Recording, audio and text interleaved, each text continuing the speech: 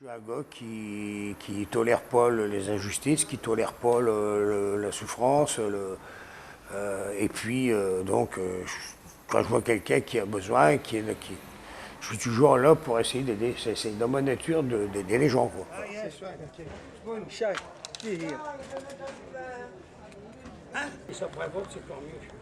C'est encore mieux pour moi. En fait, le problème global des migrants, c'est l'accueil qui leur est fait est loin de correspondre à l'accueil que eux, dans leur pays, font aux Occidentaux quand ils vont chez eux. Et nous, eux, quand ils viennent ici, eh bien, ils sont carrément refoulés, quoi. Donc moi, c'est quelque chose qui me... C'est le motif pour lequel je dis, il faut qu'il y en ait quelques-uns tout de même qui montrent que tous les Français ne sont pas pareils, quoi. W, X, Y, Z. La fermeture de Sangatte, c'est vrai que nous avons hébergé pas mal de réfugiés. Nous avons eu des procès aussi en tant que le délit de solidarité. Nous avons été poursuivis. On a eu des enquêtes. Et puis maintenant, on n'héberge plus. Terminé tout ça. Disons que le militantisme s'est un petit peu abaissé. J'ai de la famille à Calais et il y a très longtemps de ça, il doit y avoir 2 ans et demi, quelque chose comme ça. On avait vu sur un journal une femme, je ne sais plus comment elle s'appelle, qui hébergeait des migrants dans sa maison. Donc voilà, c'est parti d'un petit bout de journal. On a été voir la fille et on a parlé avec elle de la situation, tout ça.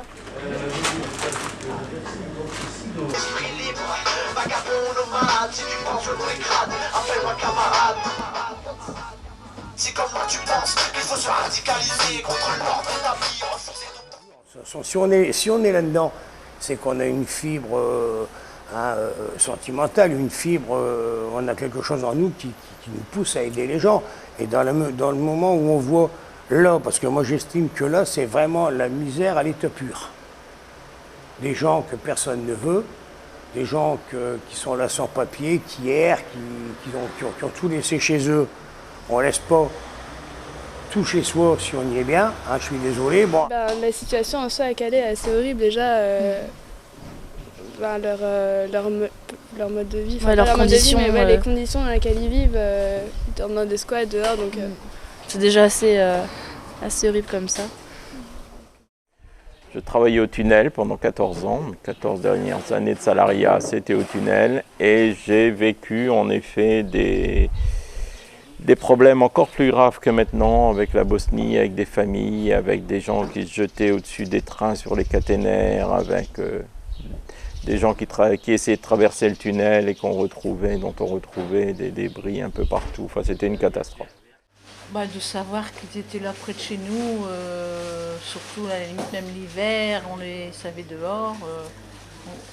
De les savoir là tout près et de ne rien faire, ça me culpabilisait un peu. Ah oui, les cerfs-volants. Mais elle a été un peu déçue. En fait, ça a commencé, on avait entendu dire que le centre allait fermer. Donc, on a été pas mal de bénévoles à commencer à faire des sachets repas et à les distribuer dans les blocos, enfin là où ils étaient, où ils squattaient, quoi, où les migrants habitaient. Et un petit peu à la fois, on s'est dit, on ne va pas rester comme ça en individuel, donc on a créé l'association. Bon, là, ça a été criant avec ces jeunes réfugiés qui se retrouvaient dans la rue. Ça a été vraiment parlant, criant, il fallait faire quelque chose pour eux. La Croix-Rouge fermant, M. Sarkozy laissant aux bénévoles et aux associations la charge des migrants. Donc c'est tout, on les a pris en charge avec d'autres personnes. Et puis voilà, puis on continue parce que quand on a commencé, on ne peut plus s'arrêter. J'ai eu une petite aventure là, il y a quelques années puisque je faisais partie de l'affaire Doutreau. Donc, quand je suis revenu, j'étais décidé à donner un coup de main au secours, pas forcément au secours catholique, mais à l'accueil des migrants à Calais. J'étais écœuré des Français. Ouais. À cause de cette aventure qui nous était arrivée là, à Outreau. Et moi, c'est véritablement le film Welcome qui m'a décidé. Je crois qu'il y avait quelque chose qui mûrissait en moi depuis un petit moment, mais ce film m'a vraiment décidé à venir ici à Calais. Ça m'a vraiment beaucoup touchée et ça m'a permis de voir les choses certainement différemment de ce que j'imaginais.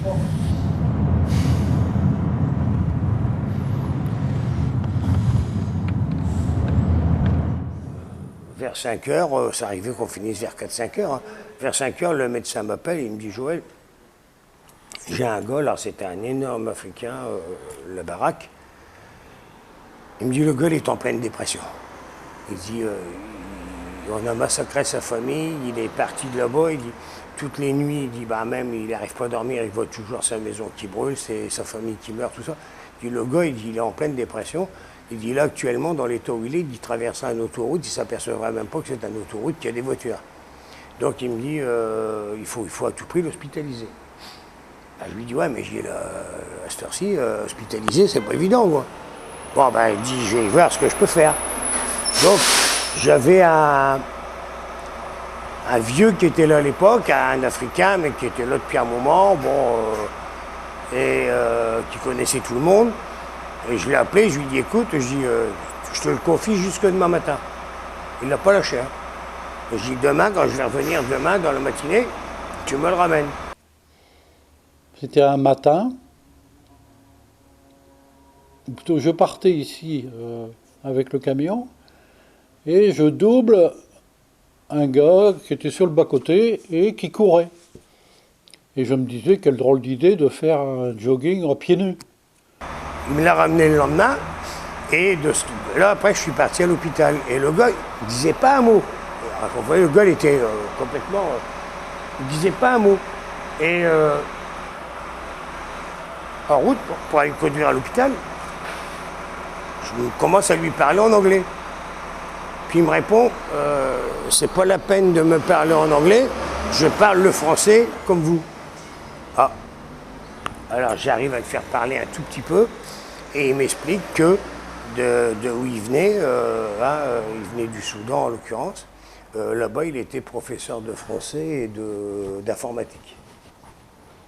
Et donc je l'ai amené à l'hôpital. Évidemment j'ai fait le forcing pour qu'il soit vu assez rapidement. Il a été vu par un psy, le psy a dit pas de problème, il faut l'hospitaliser tout de suite. Donc après il est allé là à l'unité psy qui est là derrière. Et puis quand je suis arrivé à sa hauteur, le gars s'est précipité sur le camion et il est monté avec un autre, ils sont montés dans le camion.